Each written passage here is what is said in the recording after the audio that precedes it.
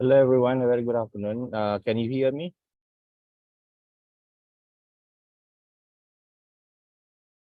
Okay, great. Okay, sorry I'm late. I was on the road just now, but I'm now here to be with you.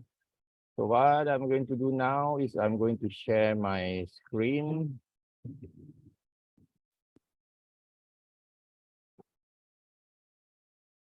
Okay, I hope you are able to see this. Yes? Okay, everyone, can you see the screen?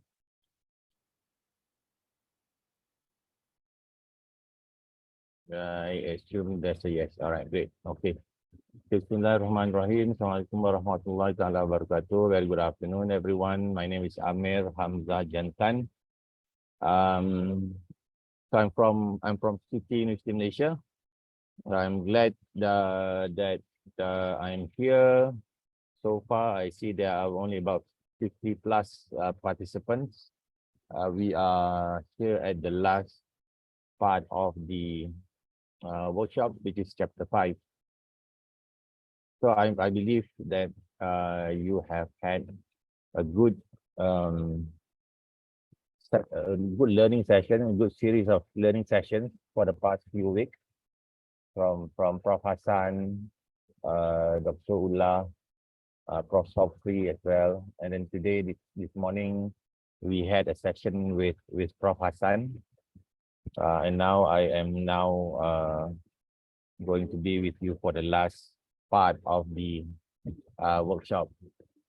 So I hope you have benefited from the workshops that we had for the past few weeks. I believe as well that we would also be offering you other workshops if you want. So this series of workshops from chapter 1 to chapter 5 are free of charge, but we would later offer you, if you like, to have a more detailed and hands-on workshop about especially about data analysis. Okay, without further ado, let's start. We are going to look into writing chapter 5. See, all right. So these are the things that I hope to be able to cover. One, of course, when we write our chapter 5, we want to be able to write a well-developed chapter 5. Please remember that your chapter 5 is the apex of your thesis. So this is where you want to be able to show that you have reached the stage where you are a scholar in your own right. So this is what I hope to be able to cover, to gain a better understanding of the contents of a well-developed chapter 5. Next, what I would do, I would also look into the subsections of the chapter. Okay, what are the things that you need to have in your chapter 5? And then I would also look into how you want to present the things that you want to put in your chapter 5. How do you write your interpretation? How do you write your implications of your thesis or your dissertation if you are doing your DBA? I will also share with you the outline of chapter 5. But of course,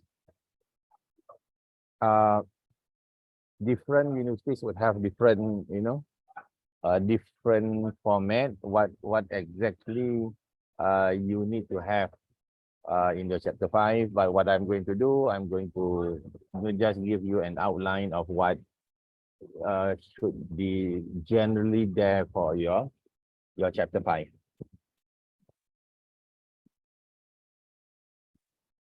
Okay. So when we talk about chapter 5, okay, before that, maybe even some of you know, especially those who write qualitative research, qualitative thesis, you may even have more than 5 chapters. But in general, all right, in general, what we normally have 5 chapters only for our dissertation. That would be sufficient for a PhD thesis, for the PhD thesis. So whether you write 6 chapters or 7 chapters, so this is the final chapter, you know. And then we have to remember that your chapter 5 or your final chapter is the most important of all. Of course, as we go along, every single chapter is important because it is interconnected in its own ways. There is a link between your chapter 1, your chapter 2, chapter 3, chapter 4, chapter 5. But like I said earlier, this is where you show your scholarly ability to interpret the things that you have achieved, the results that you have obtained for your research. Most of the earlier chapters, right, can be written because every you know, there is always this thing about templates, you know, having templates. So it is said that most of the early chapters can be, is easily written following a template with strict requirements for each section. You know, for example, in chapter 1, you know, you start with introduction, and then your background of the study, your problem statement, your research questions, your research objective, your significance of the study, your scope of the study, your definition of terms, you know, operational definition of terms, then organization of your thesis, then your chapter summary. So every single one would have, you know, a single a proper format, and then even, you know, may even have templates that, you know, you need to fulfill. And then in every section or in every segment, there are very strict requirements for each section. Even I know of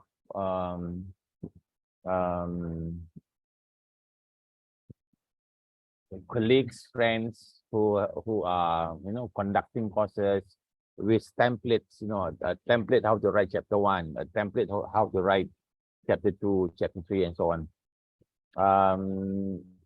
I also have someone I know who has actually invented, if I may use the word, invented a software where, you know, you can use the software to write your thesis. So let me, if you have time, okay, if you have time, do go to this website, drramlan.com. Okay, drramlan.com. Dr. Ramlan is someone from UITM Pahang. He is a lecturer there, a senior lecturer there, but he has invented or come up with a few software that, you know, he sells for a very small amount, but it would be very useful for students or lecturers alike. He has another software where the software helps to write articles, right? So if you have time, go to drramlan.com. Okay, so this chapter, all right, this chapter 5, this final chapter is where you get to be individualistic, meaning that this is where you show your ability to write. This is where you show your own voice. This is where you are, you want to show that you have arrived. You know, you want to show that you have arrived. You have arrived at a stage where you are very confident that given that you pass your Viva, you would soon be a doctor in your own right. Okay, so this chapter is very, very important. So that's why, especially for students who do not have a strong mastery of the language, this is why you want to continuously develop your ability to write, you know, and to present your ideas, to argue on the findings that you have done in your chapter 4. So your goal, all right, your goal in this final chapter is to inform the readers what your results are. So you have taken 3 years, you have taken 4 years, you have taken 5 years. Some even took 7, 8, 9 years to finally be able to write your final chapter. So this is where you want to inform your reader, especially your examiners, what your results are, and then what these results mean. You know, what does it mean to theory? What does it mean to business? What does it mean, you know, to the people at large? So that is what you want to be able to do in this chapter.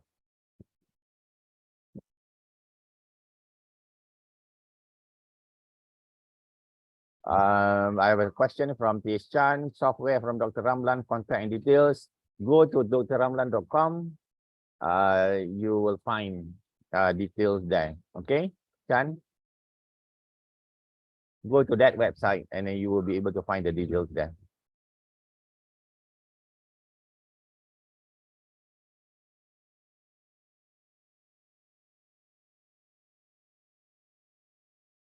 Okay. Down.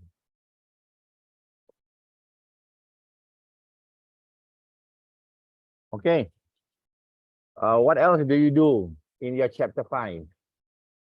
Next point here is what you want to emphasize is you want to emphasize the key points.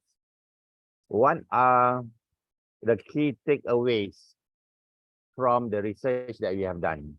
Okay, what are the key takeaways? What are the key points from the research that you have done? So you have spent so many years, right? You have spent at least 3 years to conduct this research, to do your literature review, and then from the literature review you have identified the gaps, and then from the gap you develop your problem statement, and then from your problem statement you come up with your research questions, your research objectives.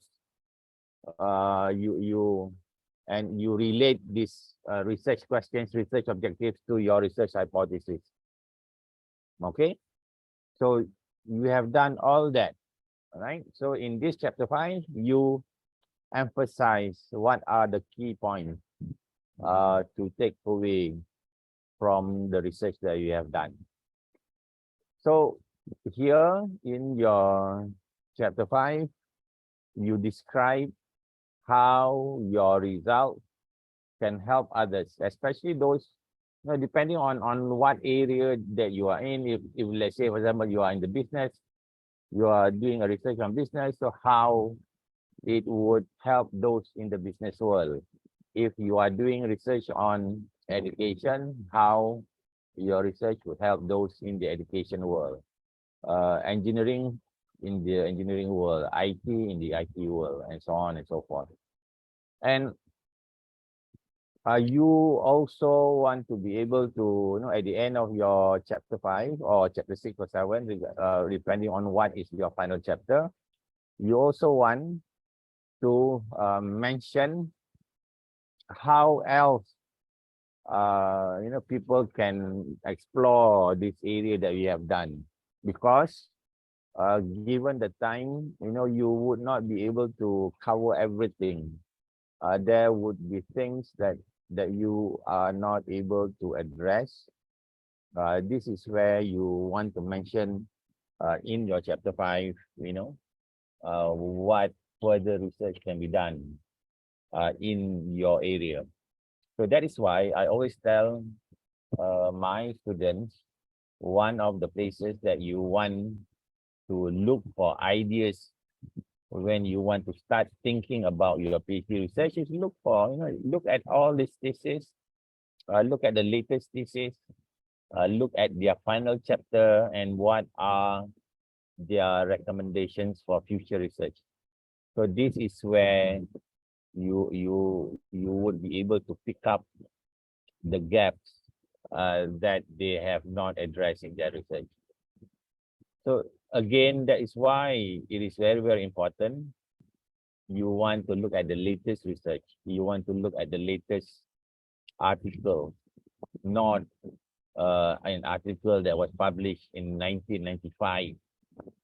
You want to look at an article that is published in 2023, 2022.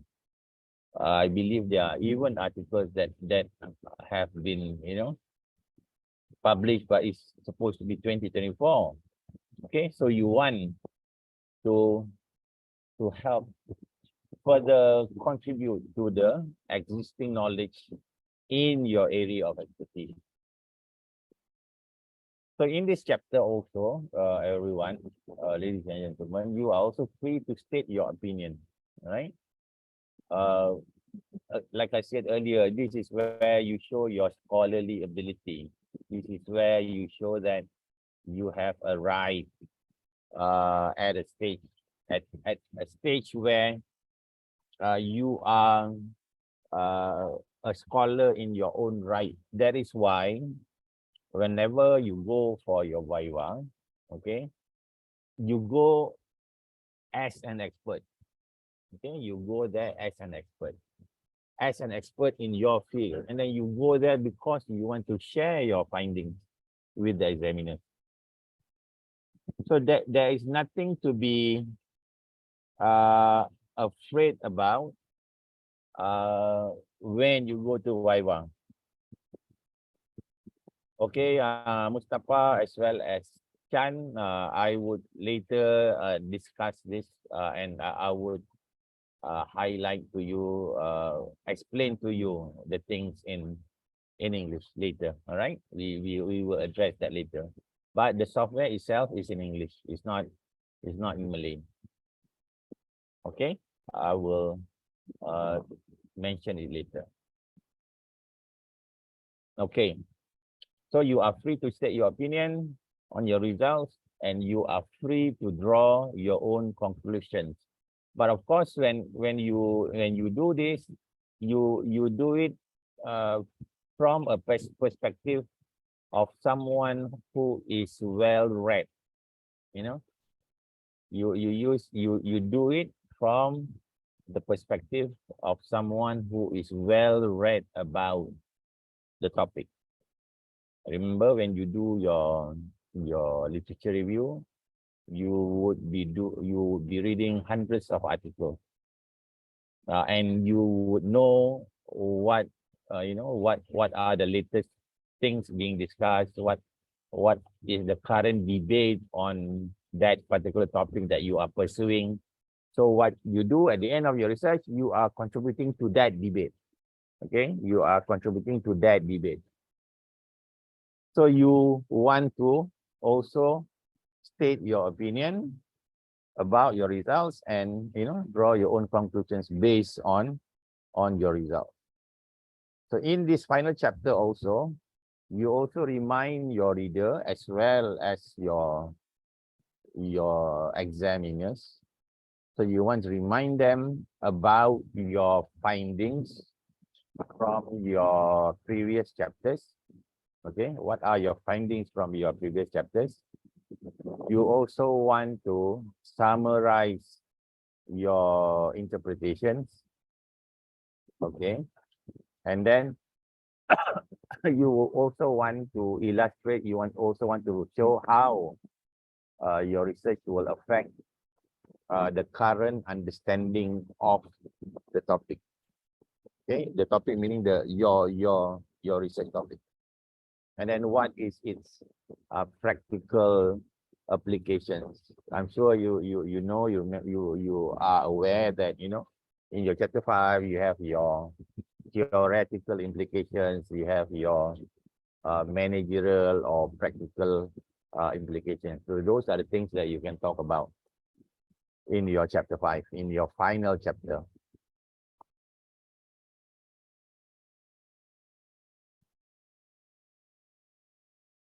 Okay, so this is where you want to tie up your arguments, right? You want to tie up whatever arguments that you have made. You also want to solidify your research work, because everything that you have written in your chapter 1, chapter 2, chapter 3, chapter 4, everything now will culminate into this final chapter. Okay, so you conclude by giving the strongest and the most important statement that highlights the outcome of your research. So that is why, again, everyone, I keep going back to this. You have from the very beginning, okay, from the very beginning, you have to ensure that you are addressing certain gaps in your field of study. All right. So from the very beginning, you have to be able to do that. Because you want to be able to defend it later in your work. Okay. From the very start, identify the right gaps. What are the theoretical gaps? What are the practical gaps? What are the methodological gaps? Contextual gaps? So many gaps that you can address.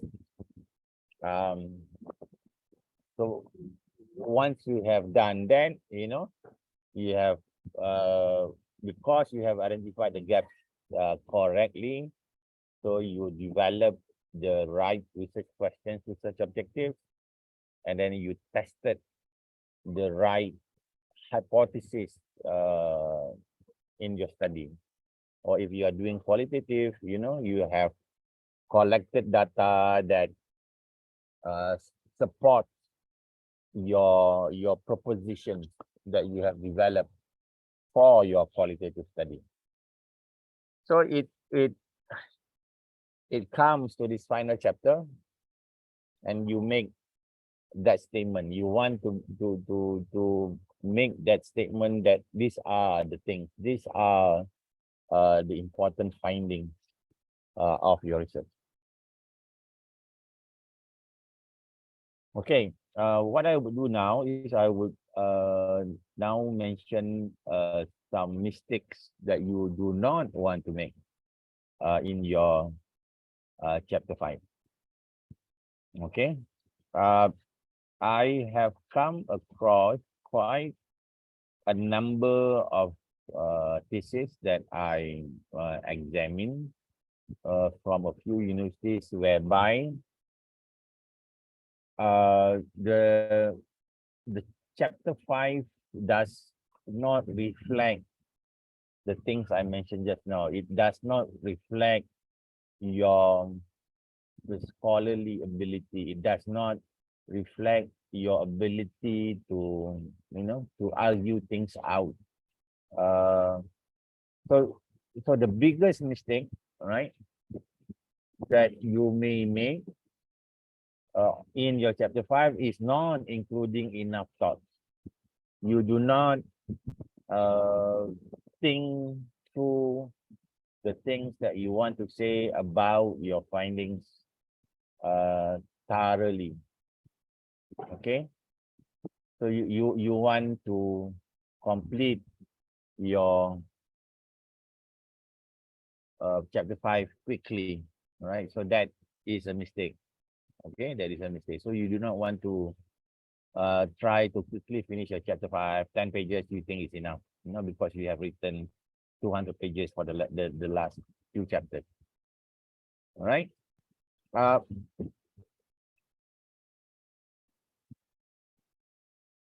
Easy to find a research work with more than 100 pages with only 3 paragraphs.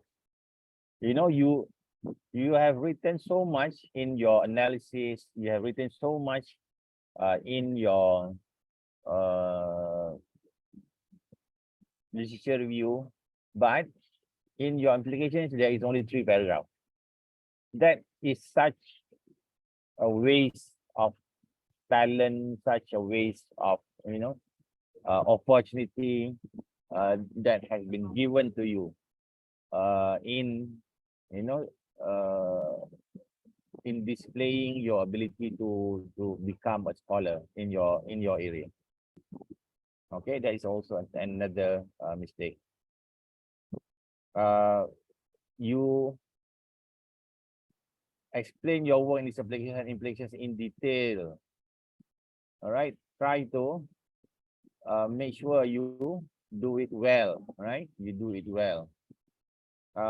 You want to also uh, make sure that you want to help your reader understand your objectives and why those things are important to you. Okay.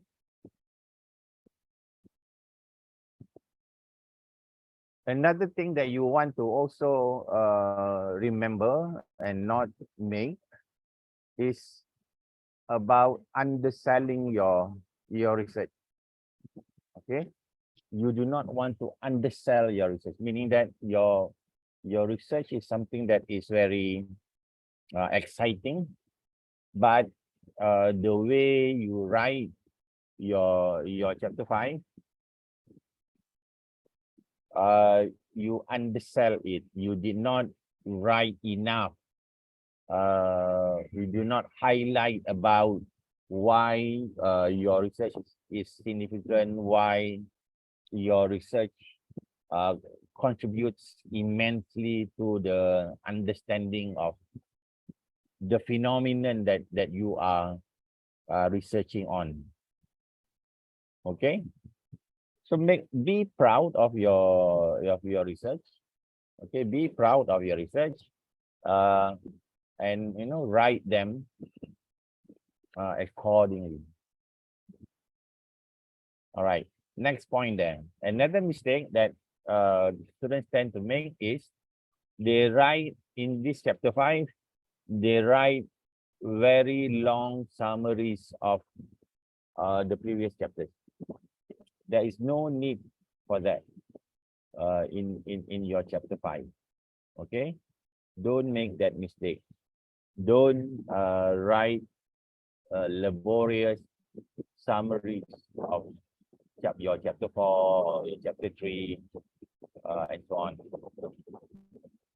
Although, of course, the conclusion needs to needs to review the preceding information before, but it has to be done neatly. It has to be done concisely. Okay. So this particular summary is to provide a framework and context for the main bulk of this chapter. Another thing that you have to avoid, everyone, is you also do not want to introduce something new in your chapter 5. Okay, do not introduce something new. You have discussed it in your chapter 4. Your whatever your analysis is, don't analyze it again in your chapter 5, because this can be confusing to your reader. So whatever that you need to make, to make that concluding case should have been introduced earlier. Then, because this chapter is about your conclusion, the conclusion of your research.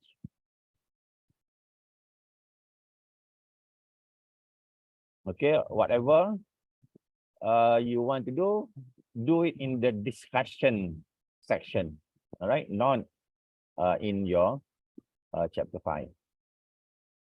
Because if you bring it in the concluding section, it shows as if you are too lazy to go back, and make the necessary adjustments. So whatever the discussion, go to the discussion section and add on whatever that you need to add on, or adjust whatever that you need to adjust in your work.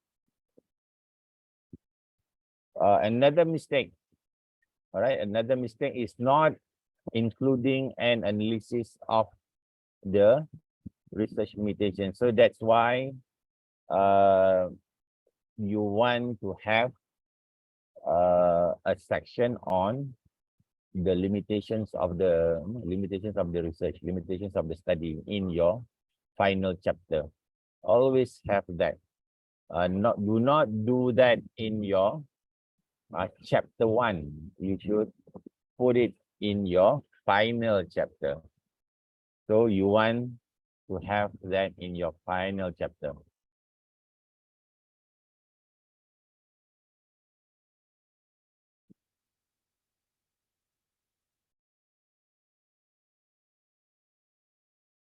Because when you make a note of the limitations of the research, it shows that you have a good understanding. It shows that you have a good grasp of your research topic. Again, remember that you are addressing gaps that you have identified earlier, and then you have collected the necessary data, you have tested the hypothesis, and then how these findings contribute. But again, as you go along, as you analyze your data, as you write your discussion, eventually you would come across things that you would have wanted, for example, or maybe you say, oh, I should have compared this and this. Oh, I should have included this group of people in my sampling. Oh, I should have done this. Oh, I should have done that. But you did not manage to include them in your research. So this is where you include them in your limitations of your study, limitations of your research, to show that you understand. This would later contribute to your section on suggestions for future research. Okay, suggestions for future research. And it helps that you are able to show that you have considered the overall picture. Yes, I know that this should be done. Yes, I know that this should be done. Yes, I know that this should be addressed. But for my particular study, this is the scope that I am addressing. So that's why the section on scope of the study in your chapter 1 is important. Okay, you cannot cover everything. You cannot be too ambitious in your research. Just get the research done. Just get your PhD. I remember there was one, I think a couple of months ago, there was this student who wanted to do so many things, as if she is doing 3 PhDs, you know, because the object, she wanted to achieve so many things in her research. So what we suggested to her is just to focus on one thing, one area, and then, use all the data that she has to just focus on that particular area.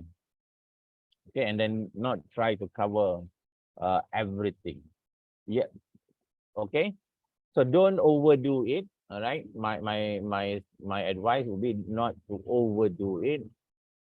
Just address the gap that you wanted to address.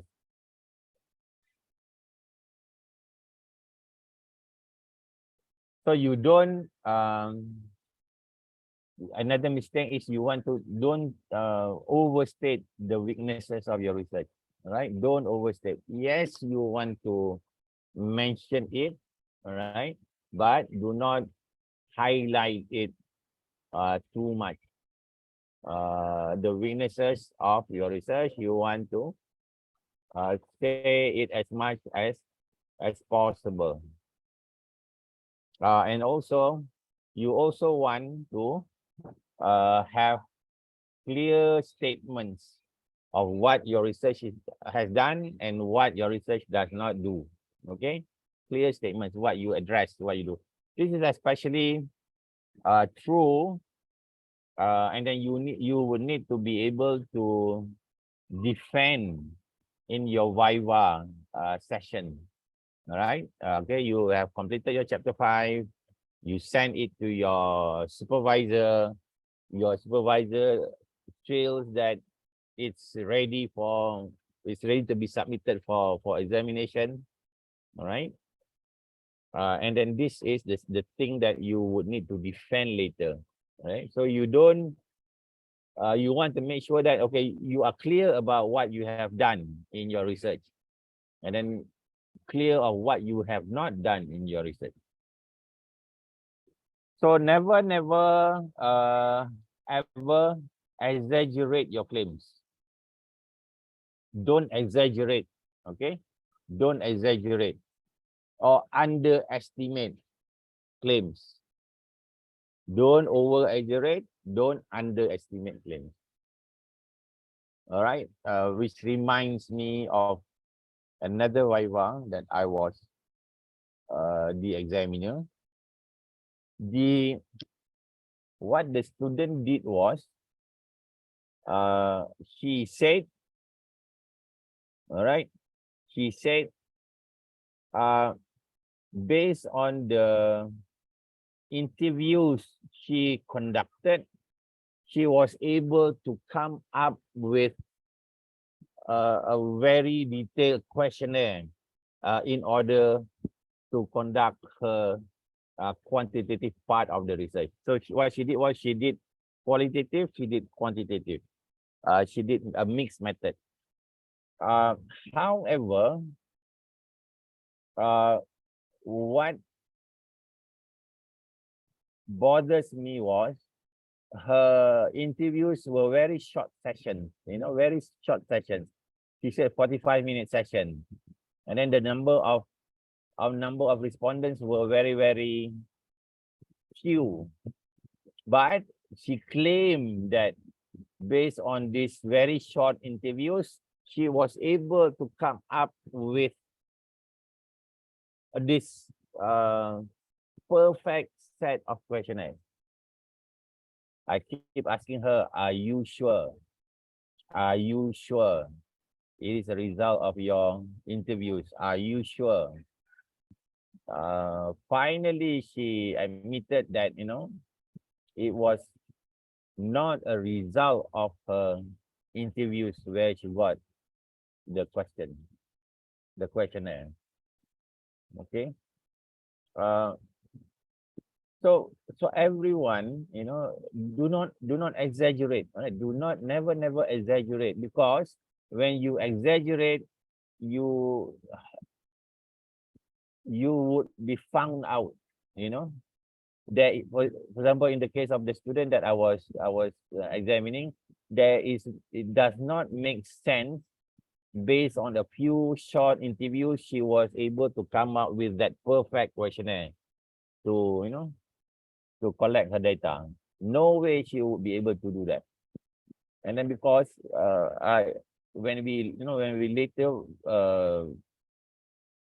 ask her questions, then we found out that she was actually part of a team who developed that questionnaire. So she almost got into trouble, but we highlighted to her, do not claim something that you do not do. Okay, do not claim that something that you do not do. Very, very important. Okay, so these are some tips when you write your chapter 5. Again, remember that every single chapter that you write are related to one another. So in your chapter 5, you want to be able to relate your discussion to the literature review that you have produced in your chapter 2. All right.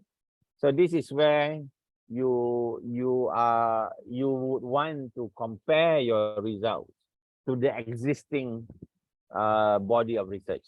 Remember, the reason why you are doing your PhD is because you want to contribute to the existing knowledge on the topic that you are doing, right?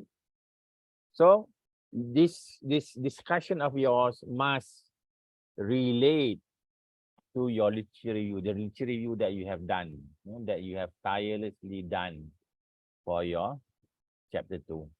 So you want to compare, is it the same? Is it different? Is it, similar? Does it strengthen what was said by this person? Does it negate what was said by this group of scholars, for example?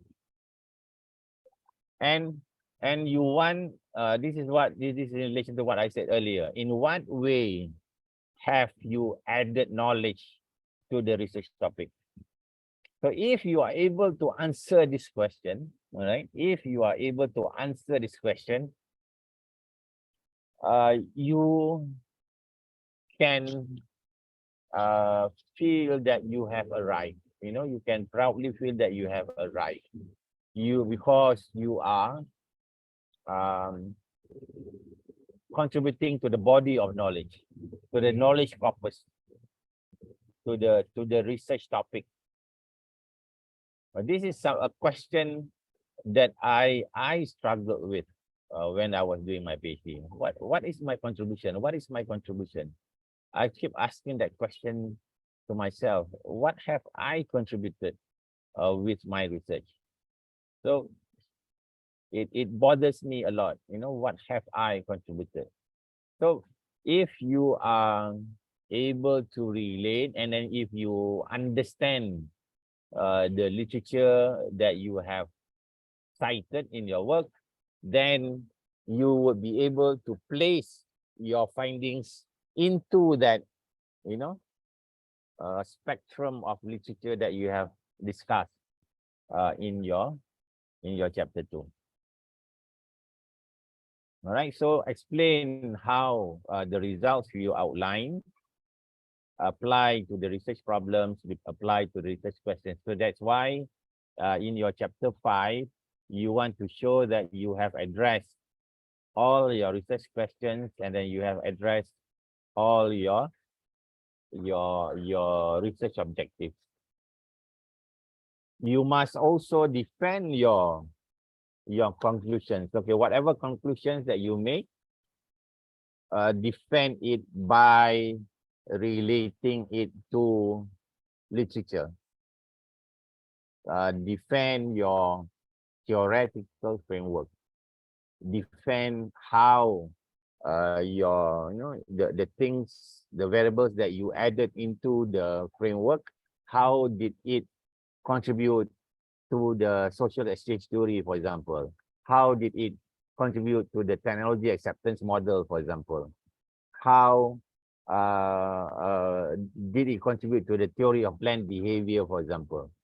You know, so you want to show all this, and you want to be able to defend your framework as well as your conclusion.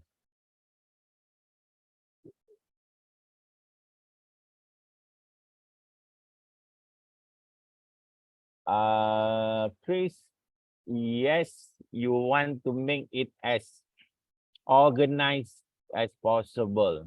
You want to show that, you know, everything is falls nicely into place. It's like the jigsaw puzzle. So you fill in the different jigsaws into the wider puzzle so that everything fits into place, and then it becomes one beautiful picture of the research that you have conducted. Okay, let me answer these questions before we take a break. Hold on, yeah. I thought I saw a few questions. Hold on.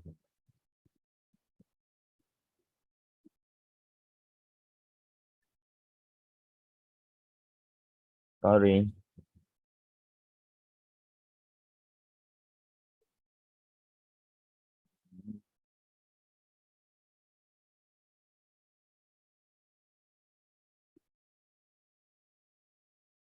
I cannot see the question now. Hold on, yeah.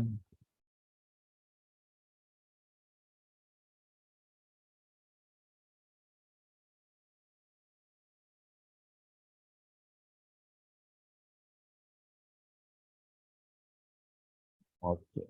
I think let me answer some of the questions. Okay. All right. Earlier Mustafa asked about everything on the website is written in Malay, so it's difficult to use for international students. Okay. This website by Dr. Ramlan. Okay, let me open that website for you.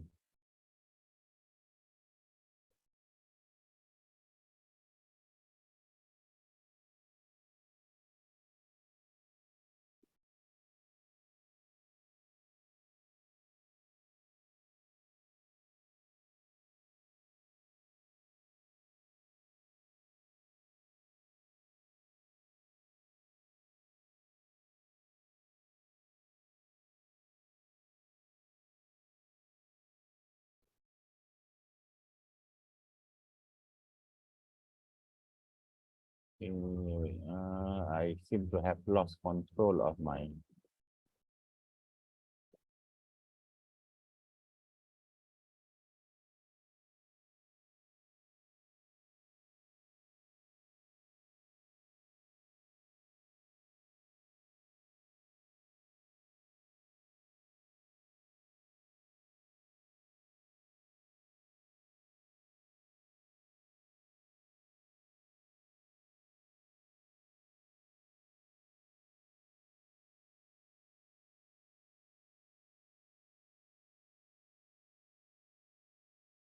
Not sure if you can see this.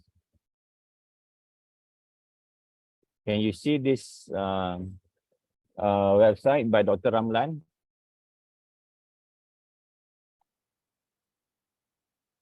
Okay, okay, Mustafa. All right. So what this is the software that I mentioned earlier about how to write a proposal or thesis. So this particular software helps, this table connector design helps a person to write a proposal as well as a thesis. So yes, it is in Malay. What it says here is this: it is an innovation in writing proposals and thesis, and it's suitable for all levels of learning. It helps in the writing of thesis as well as research proposals. It uses something called systematic mapping, and then it helps to generate things automatically. So the writing method is very structured, and then you can arrange information based on the thesis requirement automatically. So it can be used on Windows as well as on the Mac, and then the price is 80 ringgit only. And then this Fudilo is on Fuzzy Delphi, which I'm not familiar. The other one is this. This is a software that helps to write articles, especially for those who needs to write articles. Especially for those of you who are in universities and among students also, you need to publish at least 2 articles, right, for your graduation. So this particular software, the software is in English, right? Although the explanation here is in Malay, because I think he caters to the Malay speaking market. I will inform him to also have this in English if he wants to penetrate the international market. Here, the software helps in writing journal articles, right? It has different sections, and then at the end of the process, it can even generate the article for you. But of course, you have to fill in the necessary sections. You write the necessary sections, and then at the end, you can generate the article in an article format. So, I have invited Dr. Ramlan to come to City University next week. Oh, no, not next week. On 18th of August, and he will come on the 18th of August, 3 p.m. And then he will teach the participants how to use this easy article software to write articles. It's going to be a 2-hour, 2.5-hour section that we plan to conduct in City University, Malaysia. Here is written as 70 ringgit, but we are able to. He's willing to sell it to us for only 30 ringgit.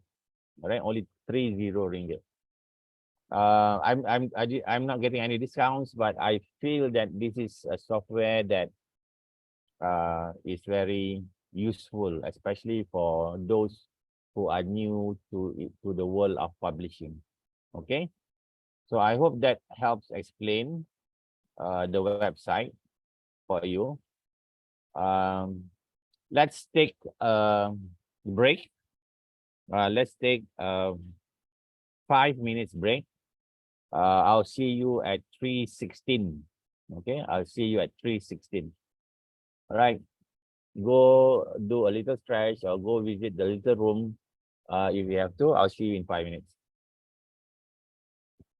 Thank you.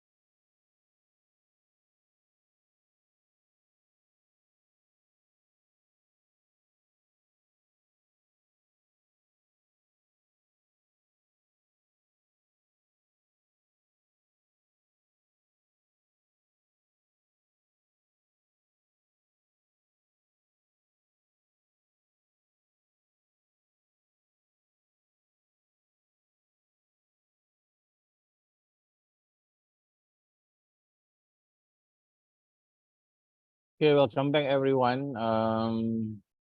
Okay, let me see if all right. There's a question here saying that what if my previous chapter in my previous chapter I've confirmed the conceptual framework and research questions is aligned, but somehow uncover a new direction of the conceptual framework from the evidence from the data analysis.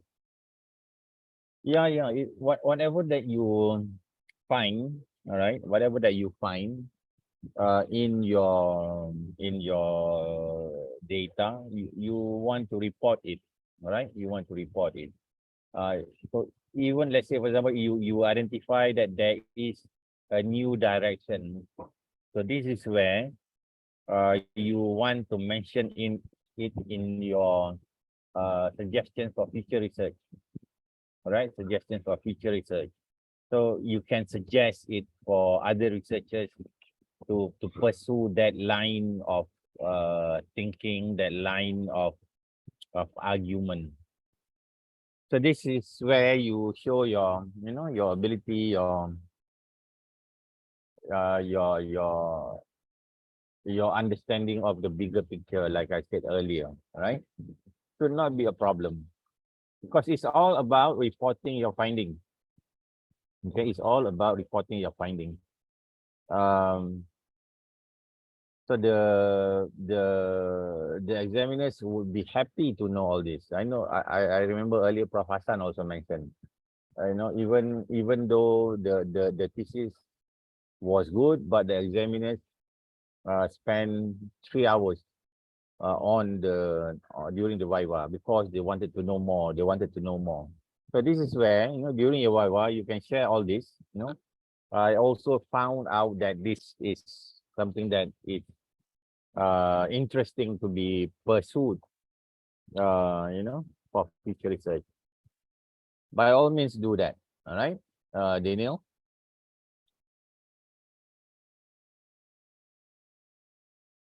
And then Daniel. Okay, I answered that question. Okay. All right, let's go back to our slides.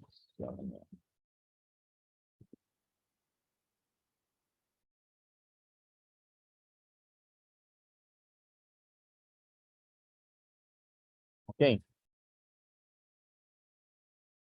So whatever that you have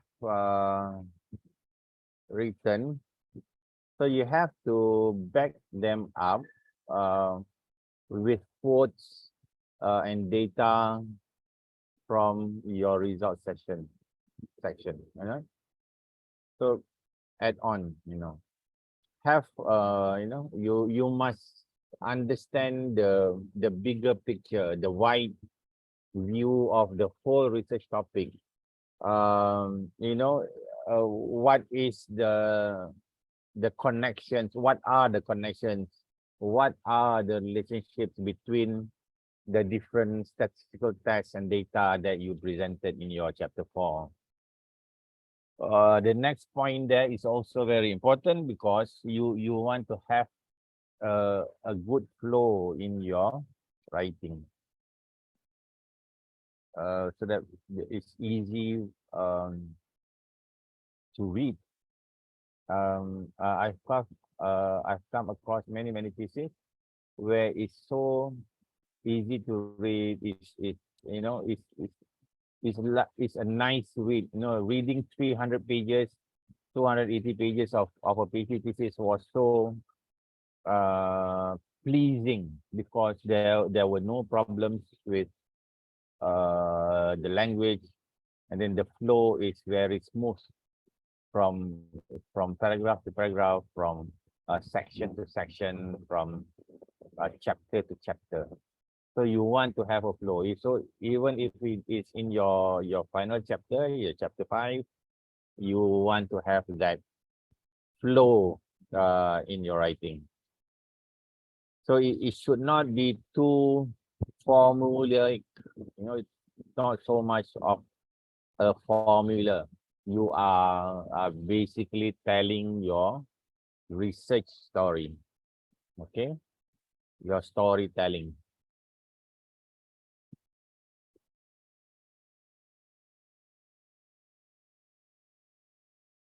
I'll come to that, Daniel. All right, I'll come to that.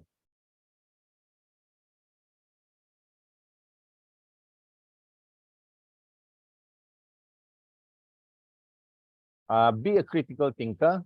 All right, be a critical thinker as you write your concluding remarks in this chapter. Um, you can also play the role of the devil's advocate. You know, to try to rebut whatever that you are trying to put on paper. So that is what the role of the devil's advocate is. You question every single argument. So that's why it says play the role of that devil's advocate. Put yourself in the shoes of your future readers. What would be the questions that they ask about your research? Okay, you also want to avoid some mistakes. For example, if the numbers seem to suggest a certain direction, but it is not significantly, it's not statistically significant, don't argue as if they were significant. Remember that, all right?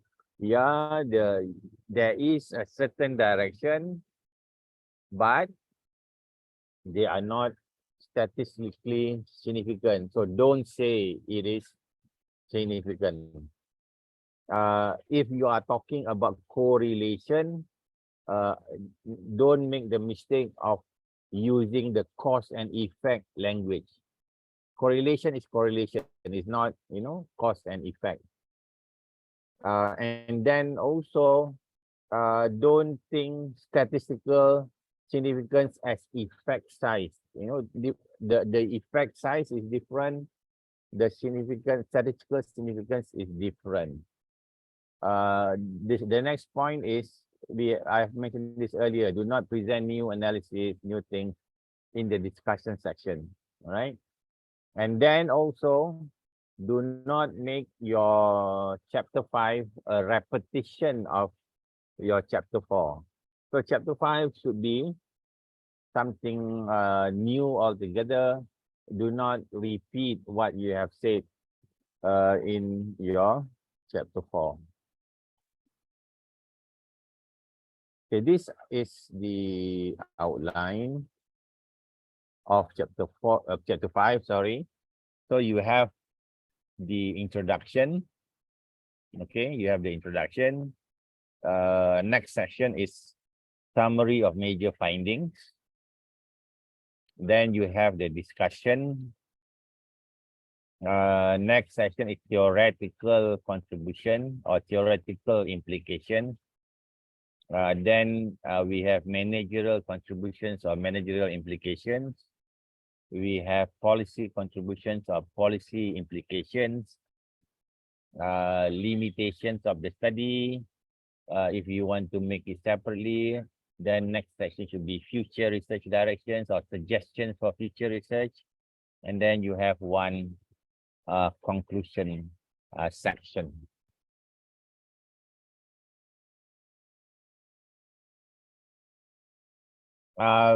The introduction section is very straightforward. All right, it's very straightforward. Your 5.1 introduction. What you need to do is just mention what you will cover in your chapter 5. You just mention the different sections that you have in your chapter 5. That's it. All right. So that is the introduction section. Then the next section, 5.2, is summary of major findings. So what you plan to achieve with this section is you want to refresh the reader's understanding of the results that you have mentioned in your chapter 4. It's not a repetition, but you want to refresh the reader's understanding of their result. As much as possible, avoid using statistical jargon. Use a lay person language. For example, how would you explain your findings to your mother? How would you explain your findings to your uncle or your grandmother, for example? Try that lay person test. You don't have to explain in detail in your summary. Just highlight the main point. Okay, just highlight the main point, and then make your summary straight to the point. This. And then you may also want to use the past tense in writing your summary of major findings section. So one way to organize this section is whether your findings support or did not support your studies hypothesis or research questions. Earlier, I remember in the section this morning, someone asked about uh, how is the hypothesis related to research questions, research objectives, something along that line. Always remember, everyone, that your research questions, research objectives, research hypothesis should always be aligned. Should always be aligned. There are even students when they do their viva, when they present their work during a viva, they put their research questions, research objectives, research hypothesis in one slide. And then, it's very, very clear stated there. So research question 1 is related to research objective 1. And then it results in hypothesis 1 and hypothesis 2, for example, or hypothesis 1A, hypothesis 1B, and so on. So there is a very clear connection between the RQ, RO, and the research hypothesis. So you may have many hypotheses compared to maybe your 4 or 5 research questions, but every single hypothesis that you have must answer to the research questions, research objectives of your research. So that's why you want to organize your summary of major findings based on whether your findings support or did not support the hypothesis or the research question. You also want to include unusual findings.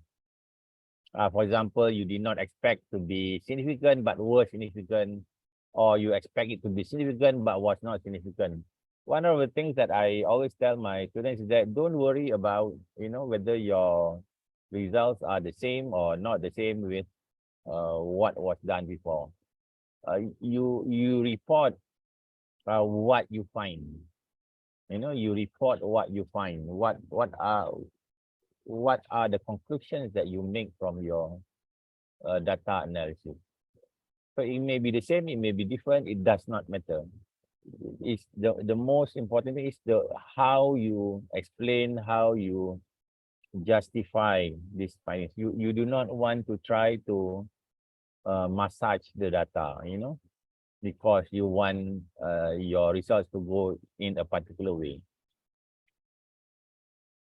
There's no need for that. All right. Next is on the discussion section. All right. So here you have to defend your belief in your findings, what you found in your research, what you didn't find in your research. All right. So you have to, you have done so much. All right. You have spent so many years doing this research. So this is where you defend your findings. You must show that you believe in your findings. All right. Mention your thoughts on the possible factors affecting your findings. For example, your findings is different from what have been found before. This is where you want to mention what you think would be the possible factors that contributed to this thing. All right. So if the result was not what you were expecting, you must still explain why your methodology did not produce the findings you expected. So again, everyone, that's why it's also very important that you are very clear about your research methodology. Did you follow the proper steps? Did you follow the necessary steps in your sampling, in deciding on your sample, in your data analysis? Did you follow the right steps in analyzing your data? Did you run your data in SPSS first? And then what are the things that you did in analyzing the data in Smart PLS? You know, what are the steps? Did you skip any of the steps? So those are the things that are very, very important. So in terms of data analysis, as long as you follow every single step properly, religiously, you would never go wrong, right?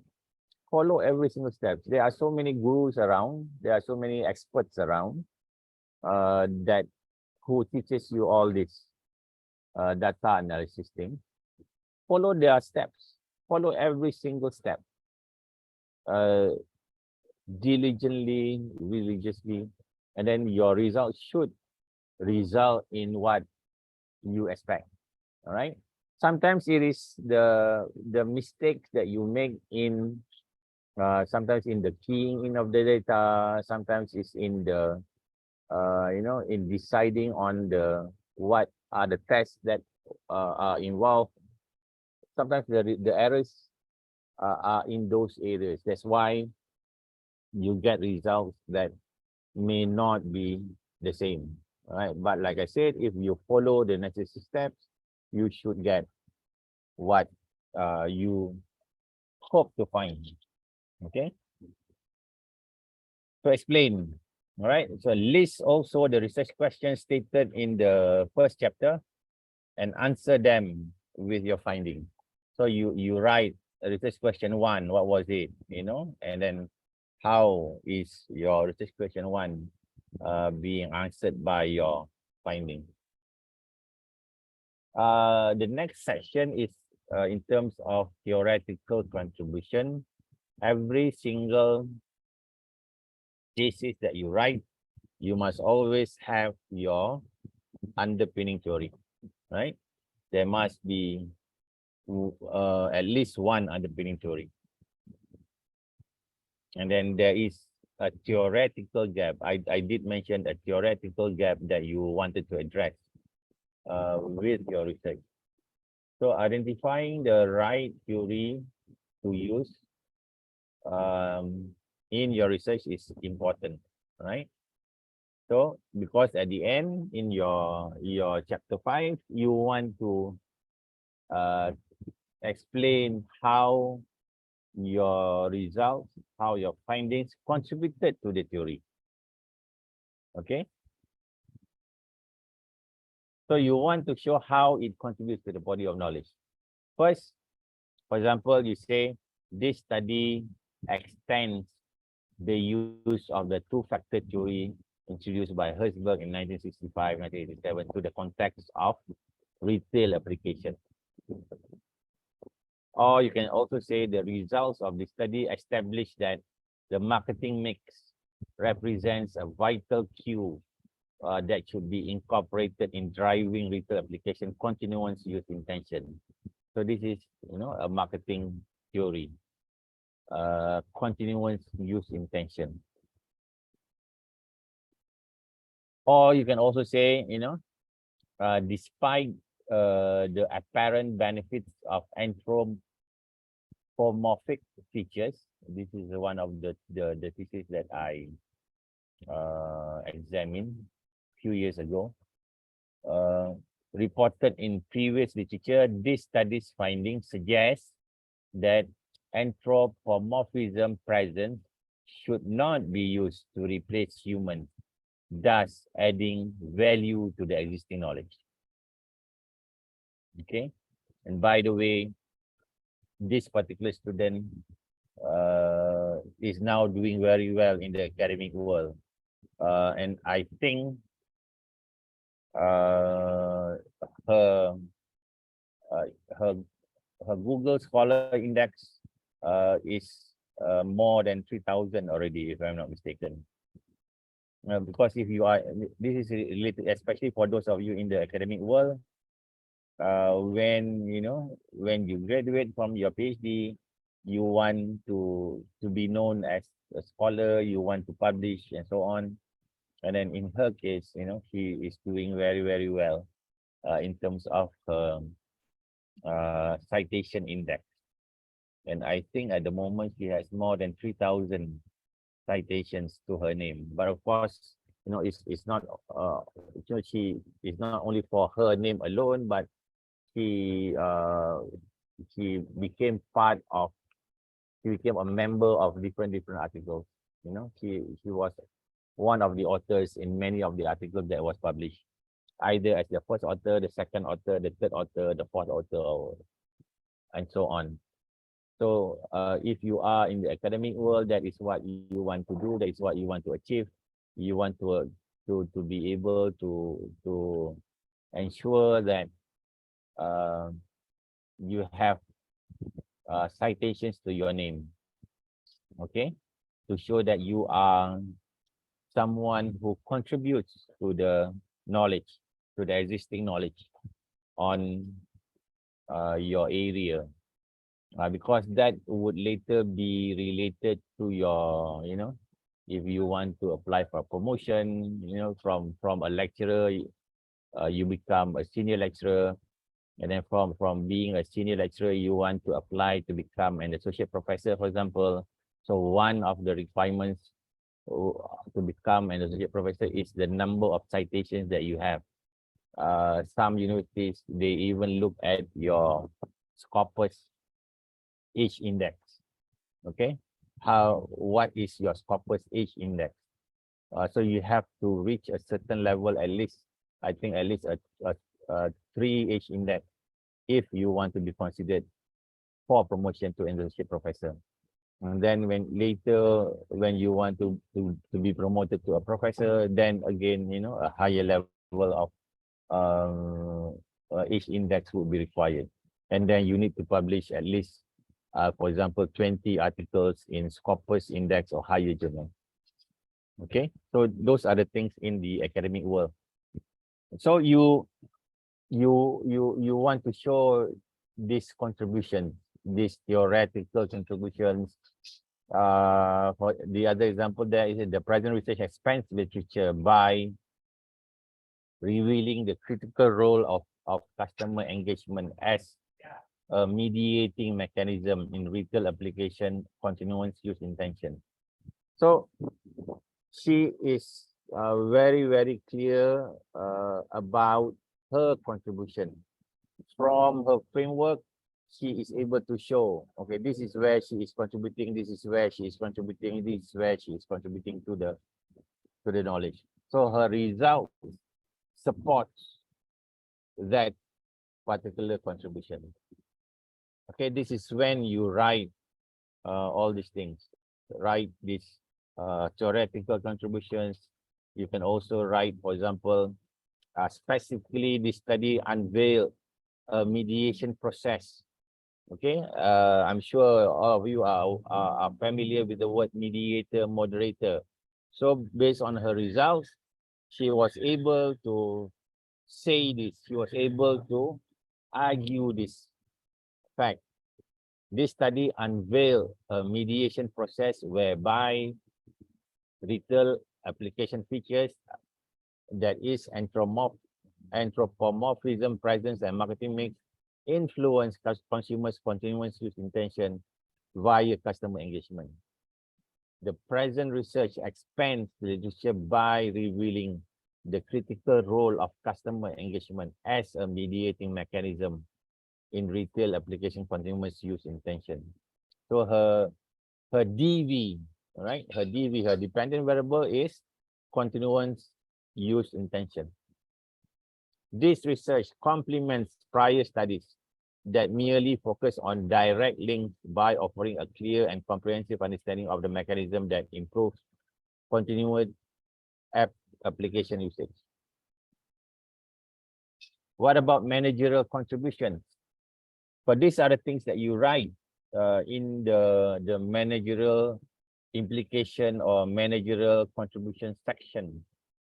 This study offers beneficial insights to a retail marketer in understanding consumers' basic expectations to continue using a particular retail application.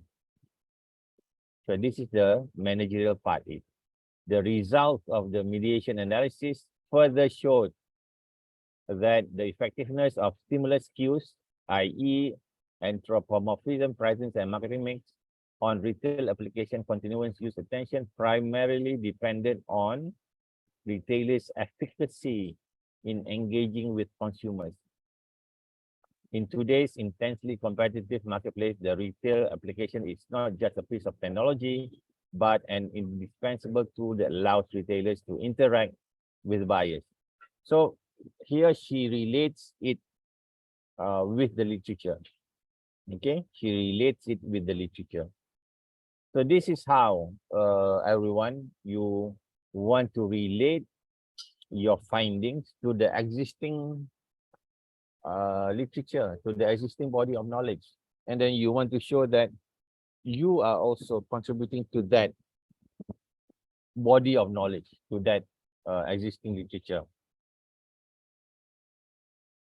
Compared to other online marketing tools, the retail application is most advantageous by being a connection generator that provides portable, convenient, interactive opportunities for consumers to interact with the brand on an ongoing basis.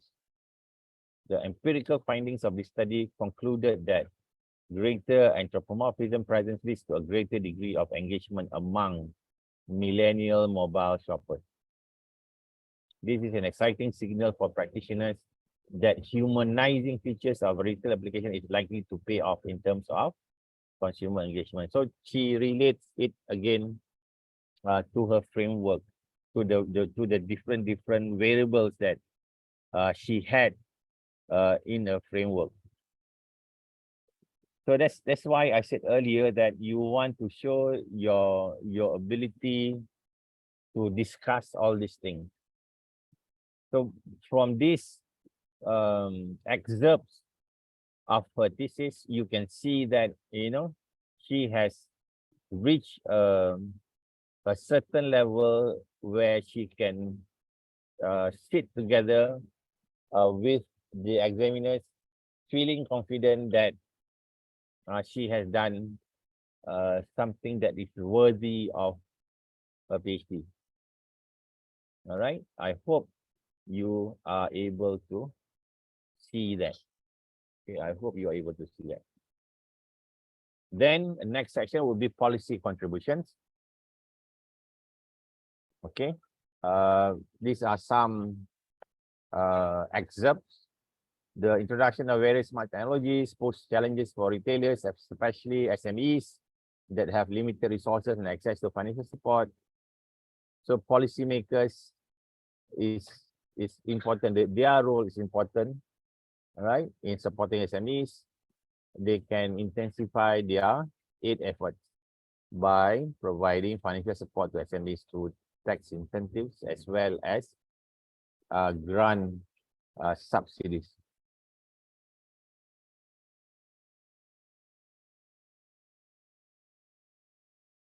Again, some excerpts from her work.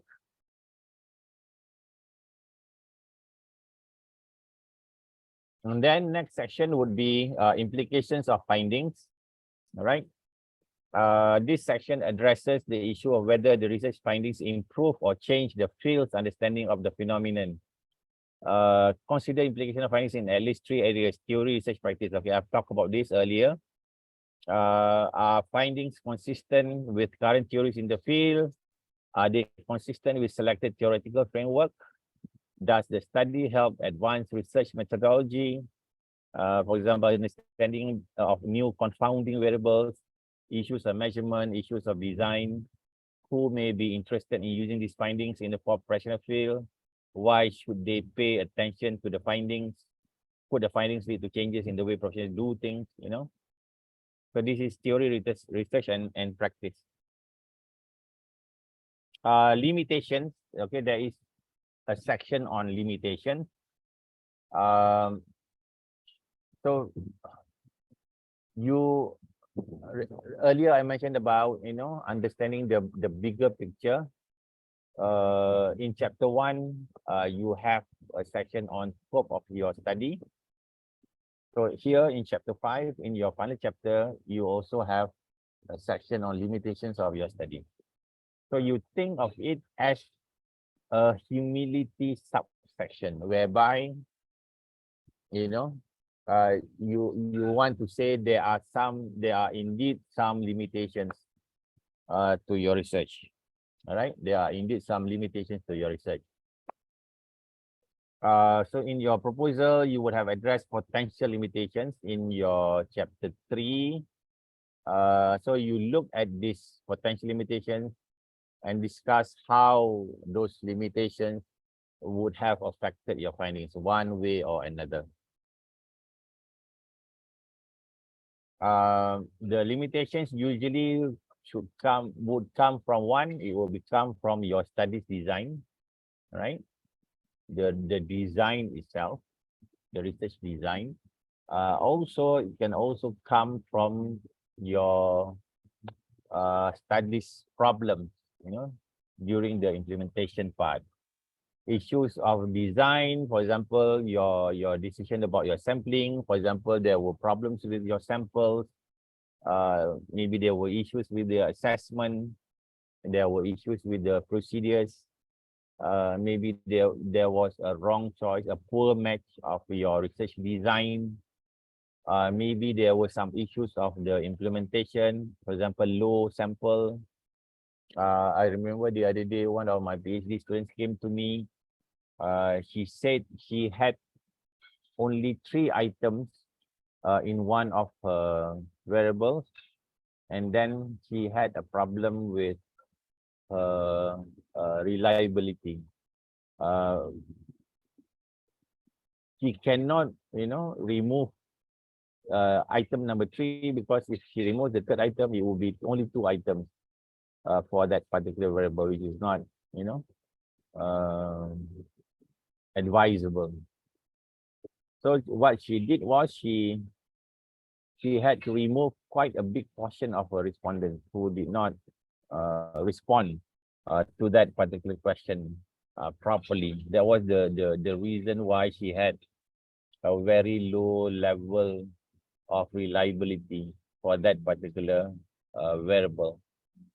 Sometimes it's measurement issues. Sometimes the group is very heterogeneous. So you look at limitations based on this internal validity, external validity, measurement, statistical analysis, you know.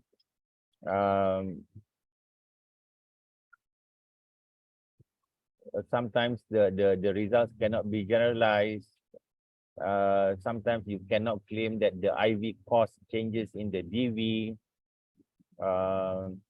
Sometimes, you know, the issue of reliability, validity of the assessment instruments.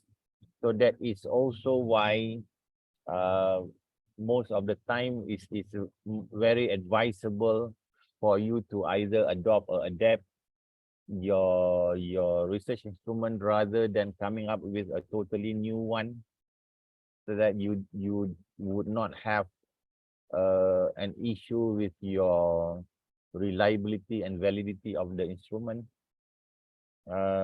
Sometimes it's related to your statistical analysis, issues of power, effect size, conservative or liberal statistics, and then the statistical test that you chose can be, you know, a hindering factor in getting what you want.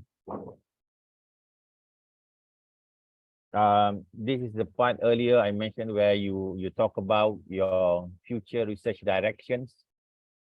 What are your findings in light of questions or issues that suggest future research directions. For example, you want to extend the study to other populations. You also want to think about IVs and DVs that should have been explored, that could have been explored, um, or ought to be explored, and think how to assess those additional variables. So this is the section of your thesis where most of the researchers are allowed to dream, think of, extending your study to other questions that may add to the understanding of the issue. Maybe even here you talk earlier, I think Daniel will ask the question. This is also where you can also discuss the thing that you wanted to discuss. And then the last part is, of course, your conclusion. So you relate the research question objectives to the existing knowledge and significance of the study, and then what you think about the collected data. Okay, for those of you who plan to apply for a micro-credential assignment, so you think about your chapter 5 of your thesis, and then write a 2-page summary of your chapter 5, include a summary of major findings, discussion, theoretical contributions, managerial contributions, as well as policy contributions. It does not have to be the real thing, but write something along the line of this thing. Later, I will share this with the secretariat so that you can also have a copy of this slide. So this is my contact details. So once you are done with your assignment, you can always email it to me to amer.hamzah@city.edu.my. This is my mobile number.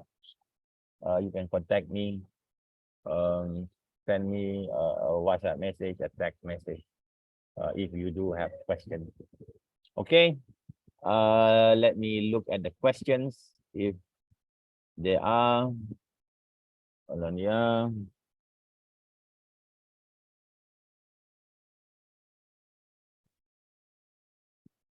Daniel again.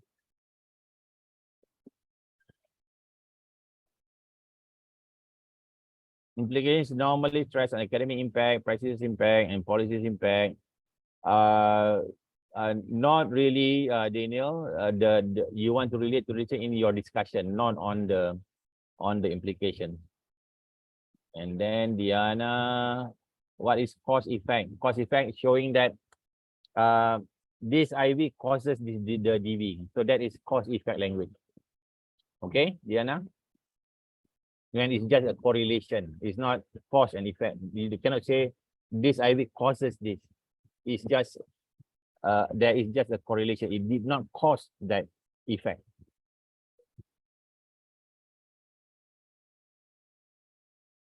Daniel, triangulation usually when we talk about triangulation, it would involve quantitative as well as qualitative research. So your qualitative data strengthens the findings of your quantitative data, or the other way around. All right, but I mean, personally, I would not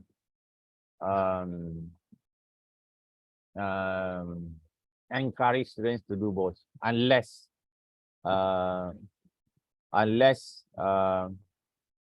you are very clear about how to use both, how to use the mixed method approach in your research. Okay. Again, this I related to the student who did her Viva last week. She did mixed method, but she didn't really understand the qualitative part of it, and then she got into trouble for it. Okay, yes, by all means, if you are familiar with both, and then you are well read on both methods, by all means do it. But um, do not get yourself into trouble unnecessarily. So you either focus on doing a quantitative research or a qualitative research. Decide on one. Uh, like I said, unless you are very good in both, right? You are good in qualitative, you are good in quantitative, fine, by all means. I don't get you. Not based on real findings. What do you mean? Chan?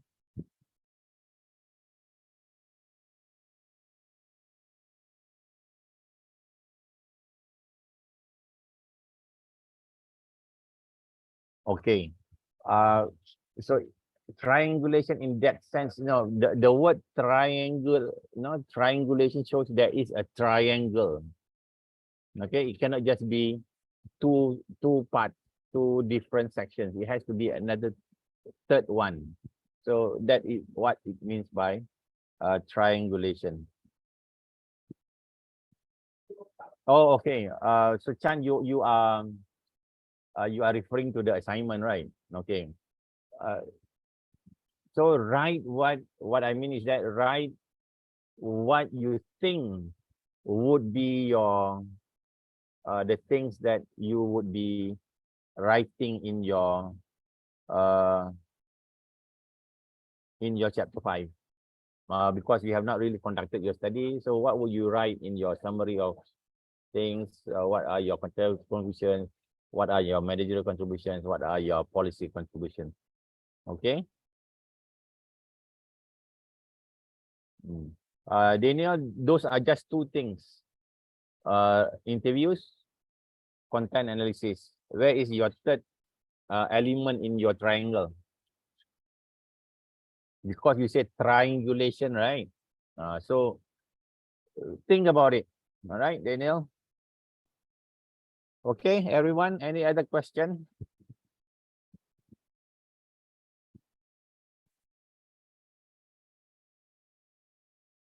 Any other question that you would like to ask?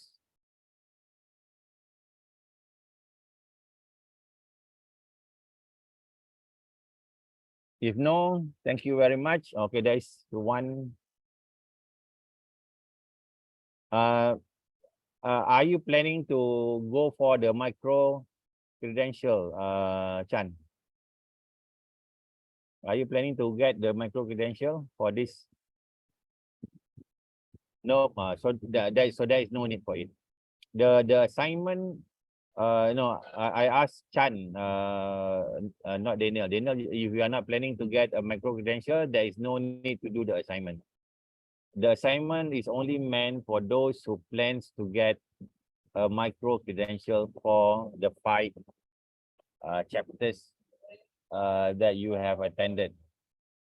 Okay. I believe at the beginning it was announced that for those who wanted to get a micro credential for this research methodology workshop, you can also apply for it. Oh, okay. So I believe, Chan, for you to get that micro credential, there would be assignments for every chapter. But never mind, the for those of you who are interested, contact the organizer. They would assist you. So thank you, everyone. Thank you. Now we have come to the end of our research methodology workshop. I'm happy that you have stayed until the end. Congratulations to you. So we look forward to be in touch. We look forward to further assisting you. I've given you my mobile number. I've given you my email address. By all means, do contact me if should you need assistance. If I am able to answer your questions for you, I will help answer your question. If not, I'll find someone to help you answer your questions. But that being said, one of the things I always say to my PhD students is this: whenever they come to me with a question, I will ask them, go find the answer and let me know what the answer is. Why? Because you are now at a PhD level. You should be resourceful. You should be someone who is able to search for whatever information that you need in relation to your research. So you must be resourceful, right? You must be resourceful. Use the internet. The internet is the biggest library of all right? If when I did my PhD, my library was the internet. Okay, my library, all my literature review articles that I downloaded from the internet. I do not remember going to the library. The internet is my library, my online library. Okay, everyone. So all the best to you. All right, uh my my prayers for your success. Halima, the NVivo Atlas TI is data analysis software. Dr. Ramlan's easy article is how to write. Is a software to write an article. It's not how to analyze data. Okay, Halima? It's how to write an article. So if you are interested, we are organizing one. We are inviting him on 18th of August, 3 p.m. at City University Malaysia. If you are interested, let me know. You are more than welcome to come. Okay, Azian, thank you so much. Chan, yeah, long 5 weeks, but I hope these 5 weeks will make a huge difference in your PhD journey. Abdul Saif, it's good to see you. Right? It's good to see you. Abdul Saif. Thank you so much, everyone. Shuhaini, Chan, Daniel, Aida.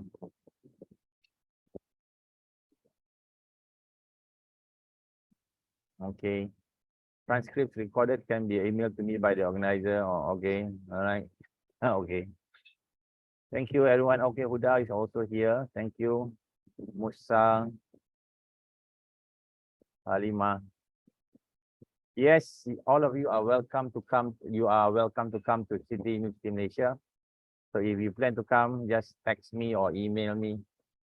If we can cater for 60 people, at the moment we have, I think, around 30 participants. But if the group is big, I will find an auditorium that could fit more than 200 people.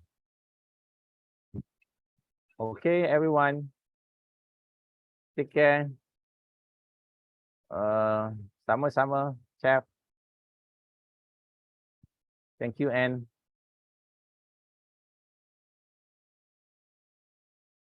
Okay, and Vivo, yes, we will be in touch.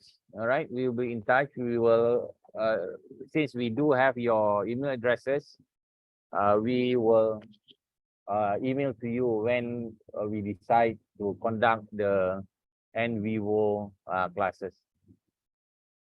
Okay, Abdul Saif, looking forward. Good to know that you are back in Jordan. Thank you, Mustafa. Thank you, Gogilawani. Do come, all right, do come, Chan. We are having it face to face, Chan.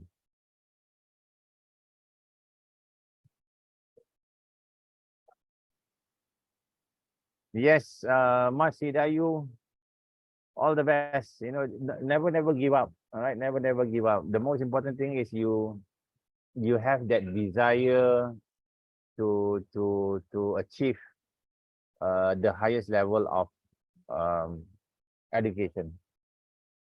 All right. Never let that motivation die. You know, you want that. If I may share, you know, I made a promise to my mother in 2000 that I would do my PhD. She passed away 1 week later. All right, she passed away 1 week later.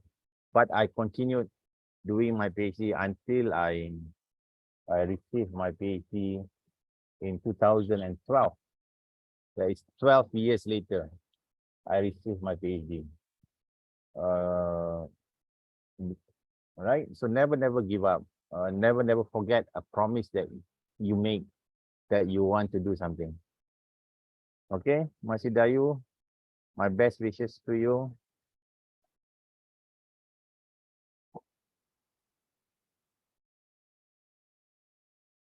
Yeah, you can also fast track this, right? You can also pass it. Mahfuz, all right? All the best. Okay, everyone, it's time to say goodbye. Thank you so much.